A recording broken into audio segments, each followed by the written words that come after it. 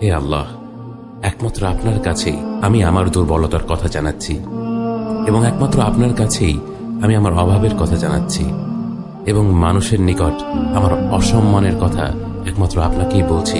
হে আরহামার রাহিমিন, আপনিই তো প্রতিটি দুর্বল ব্যক্তির রব, এবং আপনিই আমার রব। আপনি কার কাছে আমাকে ছেড়ে দিলেন?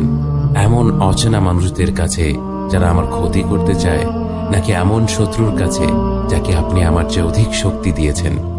হে আল্লাহ, যদি আপনি আমার উপর রাগ না করে থাকেন তাহলে এর কিছুতে আমার কিছু আসে যায় না, কিন্তু আপনার আশ্রয় পেলে আমার পরিস্থিতি আরেকটু সহনীয় হবে।